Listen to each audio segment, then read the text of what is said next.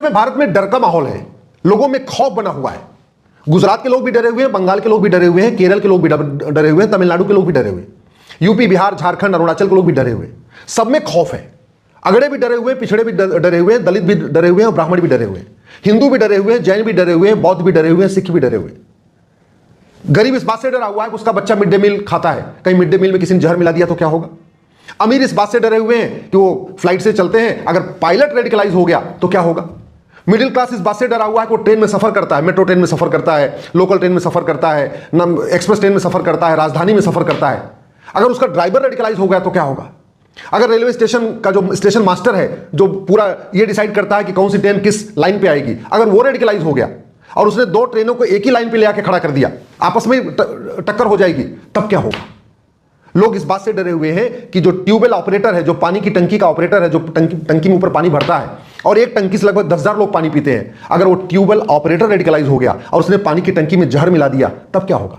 लोग इस बात से डरे हुए हैं कि वो जो दवा खाते हैं, बुखार की दवा, जुकाम की दवा, खांसी की दवा, वो दवा जहां बन रही है, जहां इंजेक्शन बन रहा है, जहां सिरप बन रहा है, जहां पे टैबलेट बन रही है, अगर वो दवा बनाने वाला रेडिकलाइज हो गया और उसने दवा की बजाय, नाम तो दवा का रहेगा, उसमें अगर उसने जहर भर दिया तो क्या होगा।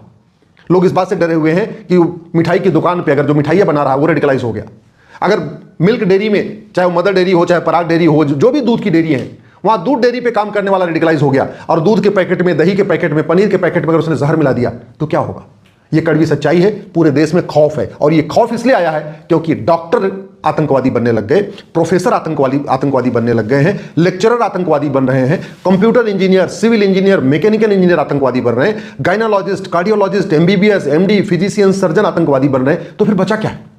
पहले अनपढ़ अनाड़ी गंवार आतंकवादी बन रहे थे, पहले अनपढ़ अनाड़ी गंवार खाने रोटी पे थूक रहे थे, जूस में पेशाब मिला रहे थे, और अब तो पढ़े लिखे, पीएचडी किए हुए, एमएस किए हुए, प्रोफेसर, एमडी, सब लोग आतंकवादी बनते जा रहे हैं। इसलिए लोगों में खौफ है। तो समाधान क्या है। समाधान यह है कि शिक्षा में संस्कार हो और कानून का खौफ हो। जो लोगों में खौफ बना हुआ है, हर व्यक्ति के मन में खौफ बना हुआ है, लोग डर रहे हैं, कहीं पे भी जाने से डर रहे हैं।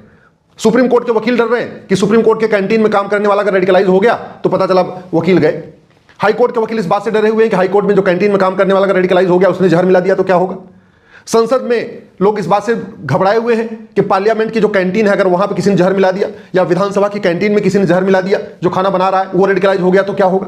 यह सवाल इसलिए उठ रहा है क्योंकि जब पढ़े लिखे डॉक्टर, इंजीनियर, प्रोफेसर आतंकवादी बनने लगते हैं तो फिर सबका भरोसा टूट जाता है और सब पर से भरोसा टूट जाता है। सब लोग इसलिए घबराए हुए हैं। इसलिए मैं सरकार से निवेदन कर रहा हूं, इसके ऊपर गंभीरता के साथ चिंतन करिए। और जब अगर डॉक्टर पकड़े जा सकते हैं तो कल को फिर पायलट भी ये काम कर सकता है।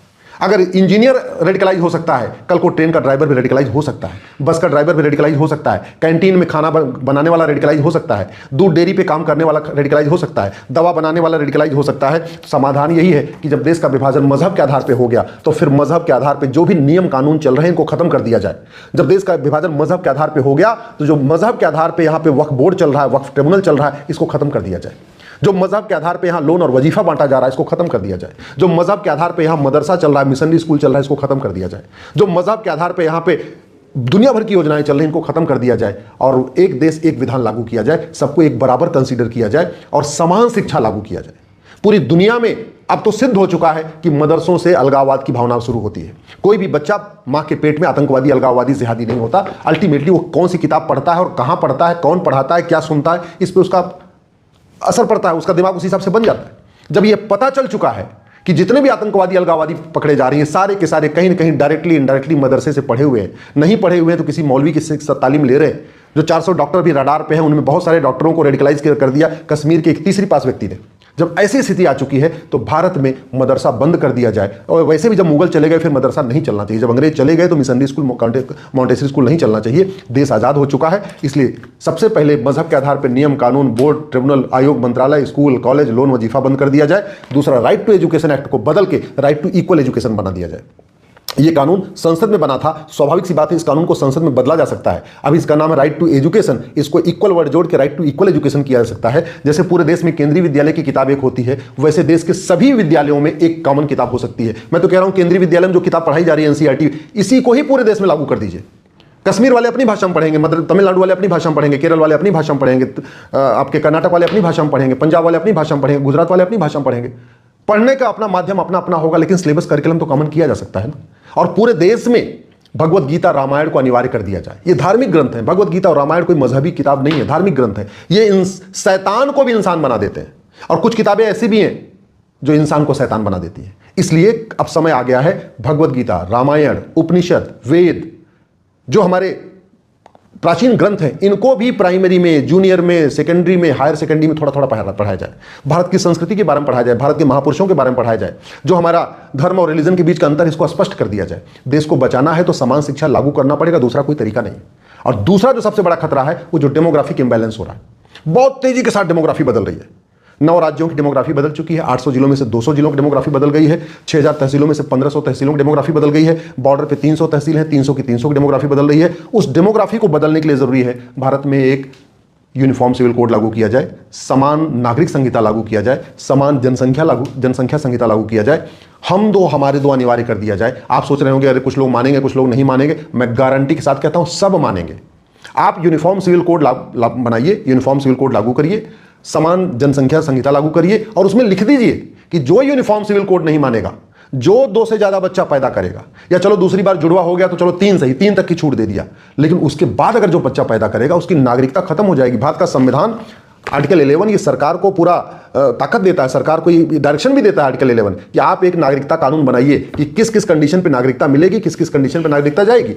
आप उसी नागरिकता कानून में लिख दीजिए कि जो भारत को नहीं मानेगा, भारत की संस्कृति को नहीं मानेगा, भारत की परंपरा को नहीं मानेगा, वंदे मातरम को नहीं मानेगा, वसुधैव कुटुंबकम को नहीं मानेगा, सर्वमंगल मांगल्य को नहीं मानेगा, उसकी नागरिकता खत्म हो जाएगी। जो हम दो हमारे दो नहीं मानेगा, उसकी नागरिकता खत्म हो जाएगी। सीधी सी बात है, किसी ने नहीं रोका हुआ है, संविधान कहता है कानून बनाओ। बच्चा पैदा करना फंडामेंटल राइट नहीं है। दो विवाह करना, 3 विवाह करना, 4 शादी करना, 4 निकाह करना, ये कोई फंडामेंटल राइट नहीं है। संविधान रीतियों का अधिकार देता है, कुरीतियों का नहीं। संविधान प्रथा का अधिकार देता है, कुप्रथा का नहीं। संविधान धर्म पालन का अधिकार देता है, धर्मांतरण का नहीं। संविधान विदेशी पंथ मानने वालों को भारत के पंथ में लाने की, घर वापसी की परमिशन देता है, लेकिन भारत में सनातन धर्म मानने वालों को विदेशी पंथ में जाने की परमिशन नहीं देता, क्योंकि विदेशी पंथ न इक्वलिटी के खिलाफ है, जस्टिस के खिलाफ है, लिबर्टी के खिलाफ है। विदेशी पंथ में न लिबर्टी ऑफ थॉट है, न लिबर्टी ऑफ बिलीफ है, न लिबर्टी ऑफ फेथ है, न लिबर्टी ऑफ वर्शिप है। ऐसे में भारत के पंथ मानने वाले, यानी जो हिंदू हैं, जो जैन हैं, जो बौद्ध हैं, जो सिख हैं, ये विदेशी पंथ में नहीं जा सकते। संविधान इसकी इजाजत नहीं देता। देश को बचाना है तो ये 1861 का पुलिस एक्ट खत्म करना पड़ेगा, एक यूनिफॉर्म पुलिस कोड लागू करना पड़ेगा। देश को बचाना है तो ये नेशनल सिक्योरिटी एक्ट को बदलना पड़ेगा। लव जिहाद, लैंड जिहाद, धर्मांतरण, घुसपैठ को राष्ट्र की सुरक्षा के लिए खतरा घोषित करना पड़ेगा। देश को बचाना है, अनलॉफुल एक्टिविटी जो यूएपी है इसको बदलना पड़ेगा। लव जिहाद, लैंड जिहाद, ड्रग जिहाद, घुसपैठ जिहाद, धर्मांतरण जिहाद को अनलॉफुल एक्टिविटी डिक्लेयर करना पड़ेगा। अगर देश को बचाना है इस बीएनएस को बदलना पड़ेगा। इस बीएनएस में 5 नए चैप्टर जोड़ना पड़ेगा। एक chapter offence relating to love jihad, दूसरा ऑफेंस रिलेटिंग टू ड्रग जिहाद, तीसरा ऑफेंस रिलेटिंग टू लैंड जिहाद, चौथा ऑफेंस रिलेटिंग टू घुसपैठ जिहाद यानी इन्फिल्ट्रेशन, और 5वां ऑफेंस रिलेटिंग टू कन्वर्जन, धर्मांतरण जिहाद। इसके लिए 5 नए चैप्टर जोड़ना पड़ेगा। देश को बचाना है, जो सेक्शन 111 है बीएनएस की, जो ऑर्गेनाइज क्राइम है, उसमें साफ साफ लिखना पड़ेगा लव जिहाद, लैंड जिहाद, धर्मांतरण, घुसपैठ ये ऑर्गेनाइज क्राइम है। इसमें सेक्शन 113 है जो एक्ट ऑफ टेररिज्म है, लव जिहाद, लैंड जिहाद, ड्रग जिहाद, घुसपैठ जिहाद, धर्मांतरण जिहाद को एक्ट ऑफ टेररिज्म डिक्लेयर करना पड़ेगा। इसमें सेक्शन 147 है वेजिंग वॉर, उस सेक्शन 147 को बदलना पड़ेगा। लव जिहाद, लैंड जिहाद, ड्रग जिहाद, घुसपैठ जिहाद, धर्मांतरण जिहाद को वेजिंग वॉर डिक्लेयर करना पड़ेगा। इसमें सेक्शन 152 है जो भारत की संप्रभुता के लिए खतरे हैं, जो भारत की एकता अखंडता के लिए खतरे हैं, उससे निपटने के लिए सेक्शन 152 है, उसको बदलना पड़ेगा।